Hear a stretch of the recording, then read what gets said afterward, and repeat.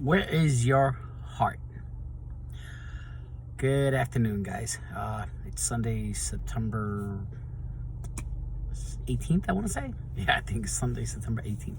So I want to put out a real quick message, and I want to ask you, where is your heart? We read in Mark chapter 12 how the Pharisees and the Sadducees, they were always trying to trick Jesus. So in this account, it's about the coin, Caesar's coin, and they try to trick him by asking him, who should we pay taxes? And Jesus asked them, because they knew that if he said no, that he would be going against the edict of Rome, what Caesar had declared, what the law was at the time, that they pay taxes. So Jesus, being Jesus, smart as he is, he knows everything, of course, he said to them, give me a coin. Do you have a coin? And they give him a coin. And then he says, whose inscription, who is on this coin? And they said, Caesar. And Jesus wisely said, render unto Caesar what is Caesar, meaning give to Caesar what is his. So if that coin, if that inscription, if that picture on that coin is Caesar, it belongs to Caesar. And he says, and give unto God what is God's. So the question is, what is God's? What belongs to God? We do. Humanity, all humanity, because we were all created in his image. We belong to God. Our hearts belong to God. But who are you giving your heart to? Are you giving your heart to the things of this world? To the idols of this world? Are you giving your heart to your house, to your job, to vacations, to everything that has to do with money? Is money your idol? Is that where your heart is? As Jesus says, where your heart is, that's where your treasure is going to be. So if your heart is in this world, your treasures are of and in this world. But if your heart is surrendered to Christ, if your heart is dedicated and devoted to God, your treasures are in heaven. Remember, this world is passing, it's fleeting. We're here for 70, 80, 90 years, if we're blessed with those many years, and they go by quickly. Myself, a couple of years I'll be 60, and I just remember when I was 10, 12 years old. I remember when I came from Cuba as a 7-year-old. I remember all these things, so they fly. So the things of this world they're not eternal, but the things of God, after we pass this life, those are the eternal things. So if we invest so much money and effort and time and resources to the things of this world, how much more should we invest to the things of our eternity, what we're gonna reap at the end of this life? And it reminds me also of the account of Lazarus, not Lazarus that died, not Mary and Martha's brother, but Lazarus, the poor man, and the rich man. That account, you can look it up.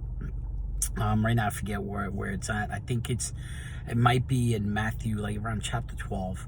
It's a very beautiful account, and it tells us how Lazarus was poor, and even the dogs were licking him, and he didn't have anything in this world. And the rich man was, doing what people do nowadays, enjoying life and not worrying about tomorrow, just enjoying life and going along. And when they both died, Lazarus went to heaven. He was in Abraham's bosom, and the rich man went to hell.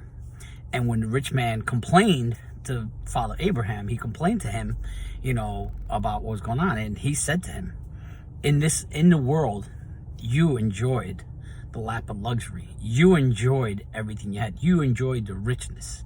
And Lazarus was poor and destitute, and he didn't have anything. And now the roles are reversed. So this guy is tormented in hell. Okay, he's tormented because his enjoyment was in the things of the world. He wasn't investing in what would happen to him after he passed. He walked in a way that wasn't pleasing to God. He did the things that went completely against God and God's desire, like many people today do. But Lazarus, being poor, he just, asked for alms, asked for help, whatever handouts people can give him. And after he died, he lived a life that he didn't know in this world, which is a life of goodness, a life of richness. And all our lives, okay, in Christ, If you're in Christ today, you know what I'm talking about. You know the richness that you enjoy. And I'm not talking about the physical, material things. I'm talking about the richness of the peace that he gives us, the love that he gives us, the assurance that he gives us, the promises that he gives us that we will one day be in his presence for eternity. And those riches will last forever. So anyway, I go back to the original question. Where is your heart? Where are you investing your time and your energy? Are you investing it in the things of this world? Or are you investing it in the things of God? The things of God being our hearts, believers, people who are in need, who need help, and those things. Because, guys, when you die, you can't take anything you have with you, okay? And as Pastor Charles Stanley mentioned a couple of times, and I remember a sermon he gave years and years ago, and this is what really started drawing me more to the Lord. He said, God blesses us so that we may bless others.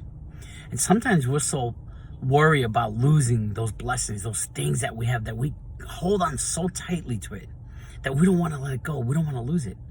But we're forgetting that if we pass those blessings along that the Lord has given us, he has even greater blessings that he's going to give us. So he's waiting for us to let go, to release those things that we're so tightly holding on to, so that he can give us a mightier blessing, okay? And I'm not talking about just money or material things. I'm talking about peace and joy and love, things that are priceless, okay? So I ask you, whatever you have, you're not taking it with you, okay? Give it to somebody else. Help them, okay? I had an experience, well, I'm going through something right now that I'm helping people. I'm helping some charities, some organizations, and I pray that you are. But I've been blessed with an opportunity. A door was open for me to help my family members who are in Cuba. Because there is no food in Cuba right now. It's hard just to come by the simplest things. There's no eggs, there's no milk, there's no butter, or anything like that they can go to the store and get. But there are ways of getting something, but like everything else, you have to pay. Okay, you have to go through a third party. And a door was open to me that my sister told me about. And I'm able to help my family out in Cuba. Okay, maybe it's not a lot, but it's a lot more than what they have. And they are, thank God, they're able to eat and not starve to death and things like that. So I look at it this way. God has blessed me by giving me the opportunity to come to this nation with my parents, 50 years ago. And he has continually blessed me always with a job, always with finances, always with a home, always with everything that I need. I've never wanted, I've never lacked, okay? My wife and I have been truly, truly blessed. So what am I going to do with those things? Am I going to keep them? No. I'm going to do what Charles Stanley says. I'm going to bless those who need it, okay? So I'm going to help. So I pray that your heart is not on the things of this world, but that your heart is focused on what pleases the Father, and that is your fellow man. How are you helping others? Okay, so I pray that you would sit today and read these verses, these accounts, Lazarus and the rich man, the coin, with the taxes, and that you would read these and ask the Lord to lead you and guide you through this reading and to open your eyes. Because, guys, today is here and it's gone, okay? Tomorrow's not guaranteed, but eternity is guaranteed. But where do you want your eternity to be spent? Do you want to spend it with the Lord, or do you want to spend it like the rich man in Hades? Guys, it all boils down to one thing. Who is Christ in your life? Do you have Christ in your life? Are you living in a way that pleases the Father? Are you doing the things that are righteous in his sight? So I pray that you will ponder on this message, and that you will ponder on these scriptural accounts and what they mean. God bless you, my friends. Have a nice rest of your weekend.